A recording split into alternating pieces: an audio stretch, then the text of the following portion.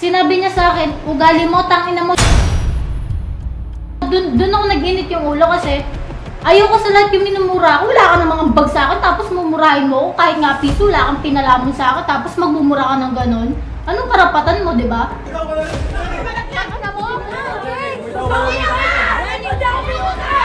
Saan ka banda naging biktima?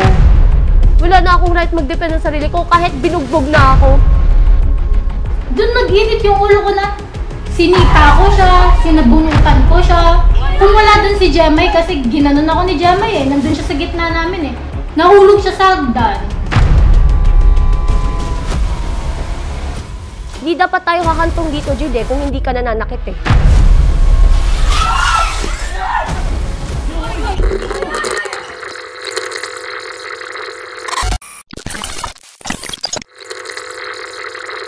Nabulabog ang buong mansyon dahil sa isang matinding sigawan na nagmula sa hallway.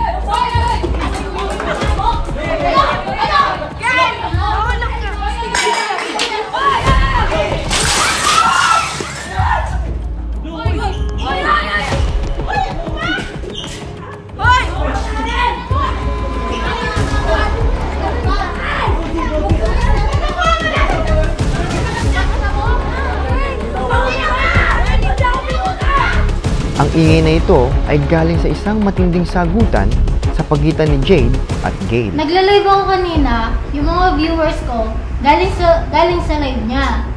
And then, ang dami nilang sinabi na, Ate Jade, pabigat ka daw, malaki daw yung ulo mo, sabi ni Gail, ganyan-ganyan, naka-live siya sa Revelation. Ako nung una, hindi ako naniniwala eh, kasi wala namang proof, ba't ako maniniwala? Baka mamaya pinag-aaway lang kami ng mga nanonood. May nag-screen record 3, sinend sa akin. Doon, nag-iinit na yung ulo ko nun. Bakit hindi ko daw siya sugurin, ganyan-ganyan.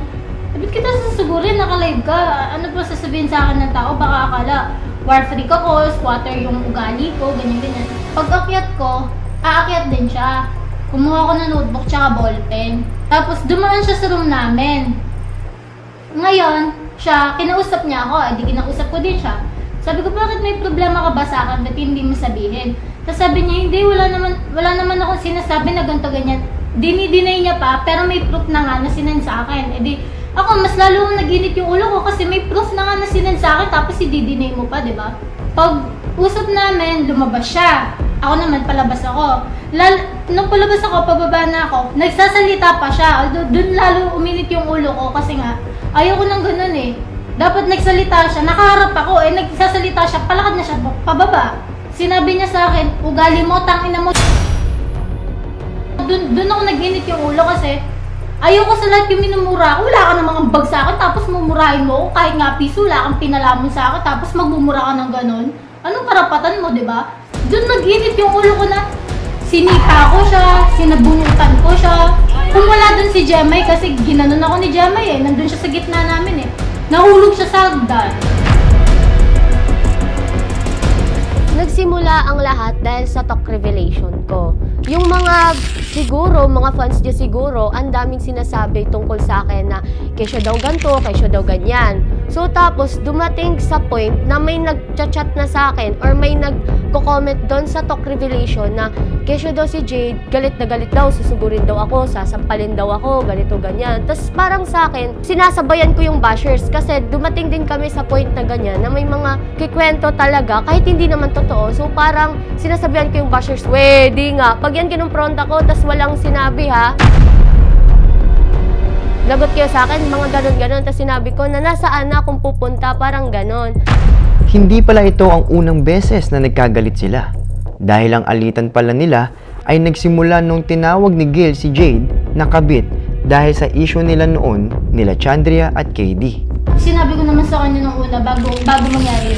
Kung may problema siya, sabihin niya sa akin, ilang beses akong nakakarinig sa kanya about sa akin na kung ano-ano, sinasabihan niya pa ako nung issue namin, nung unang episode na kabit ako. Wala nang may relationship, di ba? Ito naman sasabi ko kung ikaw galit ka na sinabihan kita na pabigat ka, hindi lang din naman ako yung nagsabi doon. Ang daming nasasabi na inggit ako sa'yo. And the first place, kung inggit ako sa'yo, dapat ako lang yung nagre-reklamo. Eh bakit sa lahat ng sisis dito, ang dami-daming sinasabi tungkol sa'yo. So it means, meron talagang mali sa'yo. Hindi ko na yun mali. Kung sinabi ko yun sa'yo na pabigat ka, which is totoo yun, kasi yun yung nakikita namin, yun yung observation namin. So wag kang magalit. Hindi dapat tayo hahantong dito, Jade, kung hindi ka nananakit eh. Kung hindi mo yung tatanggapin as criticism na kagaya ng tinanggap ko sa dati na ang daming sinasabi sa akin, di ba't pa ka pa pumasok dito o nagagalit ka tapos namisikal ka pa sa akin? And the first place nananahimik ako dito eh. Tapos ngayon, ang sinasabi mo sa kanila, ako yung unang nanabunot sa'yo. Saan ka banda naging biktima? Wala na akong right mag-defend ng sarili ko kahit binugbog na ako. Habang may pagtatalo sa hallway, itong si JD nanahimik sa gilid at biglang naiyak. Ano kaya ang kanyang rason? Dito pa lang maingay na, may nag-aaway na sa labas, may nabasag na. Ayoko yung nasisigawan, ayoko na may mga nababasag or kung ano man. Kasi talagang iba yung experience ko sa labas pag mga ganun, lalo na sa family. Kasi nang bata talaga ako, basagan talaga ang parent. I mean, pag nag-aaway talaga sila, may mga cabinet na babasagin na nababasag talaga. Parang bumabalik lang kasi sa akin yung mga ganong experiences ko. Iba yung pandinig ko, hindi ko naririnig ang Jade, hindi ko naririnig ang Gail, ang naririnig ko nanay at tatay ko na nagtatalo at may mga ganong experience na nababasag, nagtatapo ng gamit. Balikan natin ang pagtatalo ni Jade at Gail. Bakit nga ba nila nasasabing walang ambag itong si Jade? Parang may na-delay dun sa district namin nga kasi nga nagka-problema ako nun. Na dapat, alam ko naman mali ako dun kasi dinala ko yung problema ko sa trabaho. Hindi lang kasi last week yun eh. Actually, magpasok ko palang problema ko na yun. Naging emotional ako sa dating ko na yun na dapat hindi ko naman dinala sa trabaho. Pero kasi, napuno na ako ng araw na yun eh. Hindi ko na alam kung anong iisipin ko. Hindi ko alam kung paano ko matutulungan yung pamilya ko, kung paano...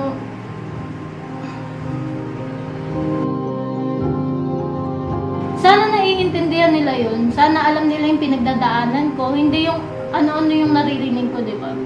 Sana tinanong muna nila ako kung okay ka lang ba, Jade? Bakit sobrang tahimik mo? Ganyan-ganyan. The worst distance between two people is misunderstanding. Kaya mas mabuti na habang maliit pa ang problema, pag-usapan na agad. Don't wait for it na umabot pa sa pisikalan. Address and resolve it immediately. Binigyan ng pagkakataon na mag-usap sila Jade at Gail para masettle ang issue na sila lang dalawa ang makakaresolba. At yan din ang goal ng Thought Management, ang maging pamilya ang turingan sa isa't isa, hindi kaaway.